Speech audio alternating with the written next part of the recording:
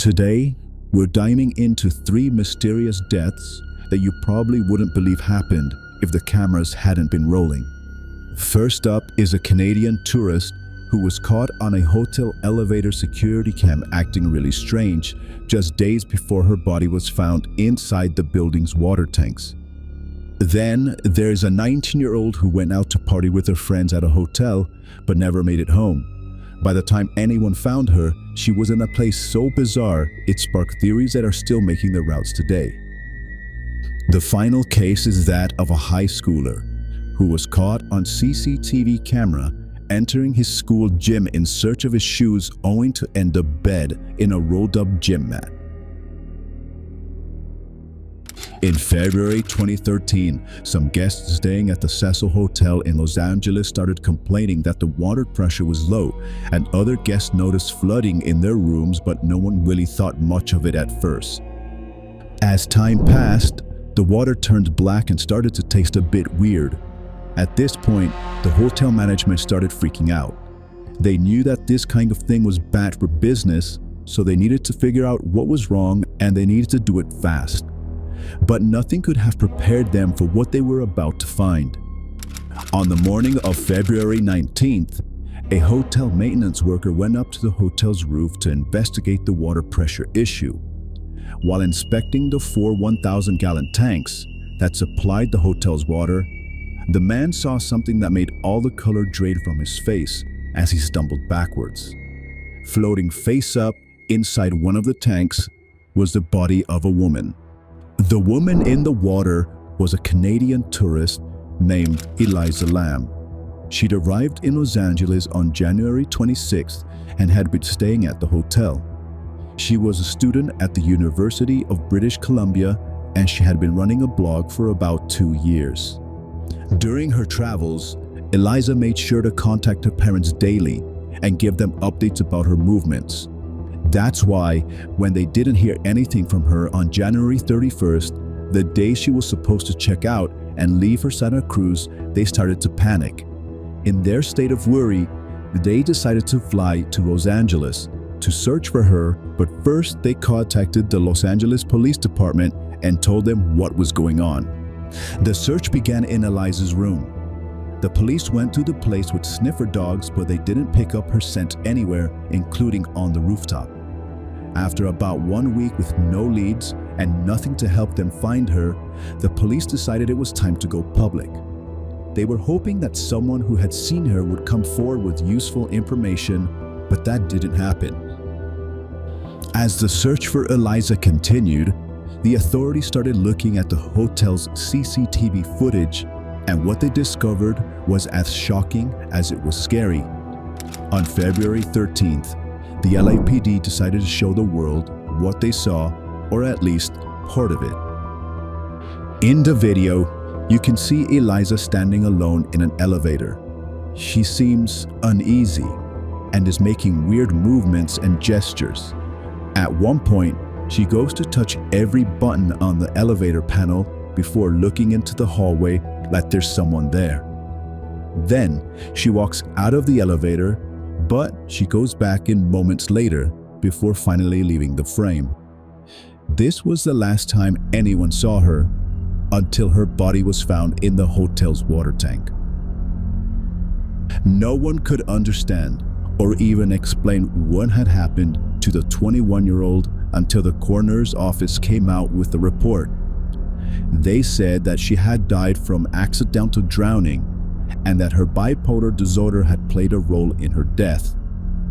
Elisa had been diagnosed with bipolar disorder while she was alive, and she had a habit of not taking her drugs. Because of that, it wasn't unusual for her to have serious episodes that sometimes landed her in the hospital. Her toxicology report showed that there were trace amounts of prescription drugs in her body and a minute amount of alcohol. Experts confirmed that the tests were proof that she'd recently stopped taking her medications, and it was very likely that she was hallucinating in the elevator. Between themselves, the coroner's report and the forensic experts answered every question except one. How did Elisa get into the 4 by 8 foot water tank? Also, what could she have been doing there in the first place? On September 8, 2017, 19-year-old Kenneka Jenkins left her home in Chicago in her mother's car. It was 11:30 p.m. when she left to attend a friend's party in the Crowne Plaza Chicago O'Hare Hotel. She arrived at the hotel at 1:13 a.m. and walked straight to room 926, where the party was being held. A friend who welcomed her in would later tell police that she seemed to be swaying back and forth when they shared a short hug. During the party, Kenneka was seen drinking cognac, but no one batted an eye because that's just what teenagers do at parties. She didn't smoke or do any drugs, but something was off about her. After dancing for a while, she went to go sit down. She just wasn't acting like herself, and her friends even said she looked a little sad. At about 3:20 a.m., Kenneka left the party. CCTV footage from the hotel caught her staggering toward the front desk. 5 minutes later, she was seen getting out of an elevator on a lower floor. She was clearly intoxicated, and so even though she was roaming the hotel halls alone, she didn't seem to have a destination in mind. By 3:32 a.m., another camera showed her walking into the hotel's kitchen and heading towards the freezer. This was the last time Kenneka was ever seen alive. When it was time to head home, her friends searched for her, but they just couldn't find her. They didn't want to just leave her there, so they called her mother, Teresa Martin, to tell her what was going on. Teresa immediately dressed up and hurried out in search of her daughter. She arrived at the hotel at about 5:30 a.m., but the managers insisted that she needed to file a missing persons case with the police before they could show her any surveillance footage. At about 12:46 p.m. that day, Kenneka's older sister, Leonore, filed the missing persons report. The police were now involved, so they called the hotel management and asked to see the surveillance footage from that night. When they received the footage, investigators immediately got to work trying to find any clues that could reveal Kenneka's whereabouts. While the cops were still looking through hours of footage, trying to determine what to do next, something shocking happened just after midnight. A hotel staff was going about their duties like they normally would when they found Kenneka's lifeless body lying face down in a walk-in freezer. Other than the freezing temperature, there was nothing else. No bruises, no wounds, nothing to show how she died. Later, an autopsy report showed that she had not consumed any illegal drugs, but the alcohol in her blood was 0.112, which is well over the legal limit. But that's not all. The authorities found traces of topiramate, a drug used to treat epilepsy and migraine headaches, in her body. Now, this was strange because this drug had never been prescribed to her, and it played a major role in her death. Experts explained that taking topiramate and alcohol together hastened the effect of hyperthermia, which Kenneka suffered while in the freezer. To this day, no one knows what really happened that night. Why did Kenneka walk into the hotel's kitchen in the first place? And why did she walk into the freezer? January 11th, 2013 started out like every other day at the Lowndes High School in Valdosta, Georgia, until things turned sour. Some students walked into the school's gym only to find something out of the ordinary. They climbed to the top of a cluster of mats which stood at about 6 feet tall, and that's when they spotted the body of 17-year-old Kendrick Johnson right in the center of a vertical rolled-up wrestling mat. The school immediately called the authorities, and within minutes, the place was swarming with investigators.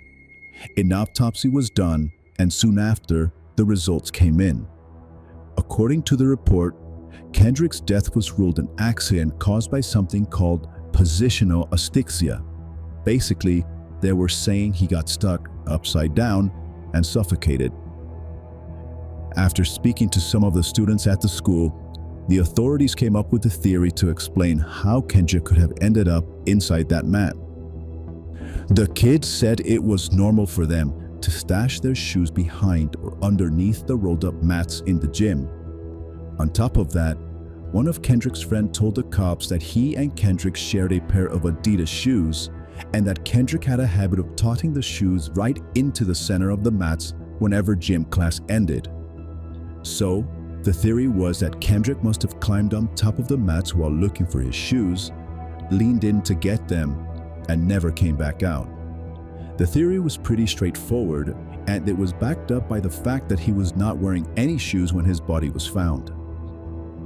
Even though the authorities had a working theory, Kendrick's parents did not believe their son's death was an accident, so they hired someone else to conduct another autopsy, and the findings were totally different from the first one.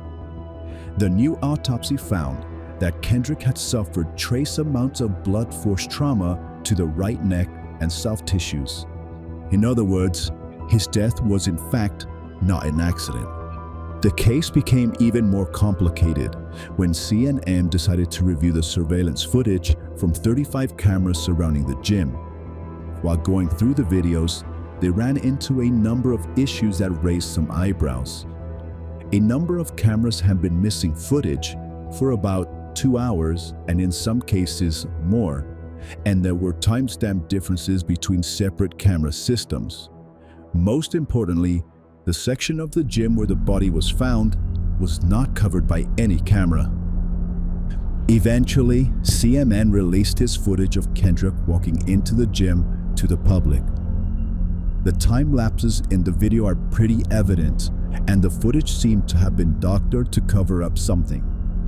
Sadly, we may never know the truth about what happened because the case had been ruled as an accidental death and nothing more.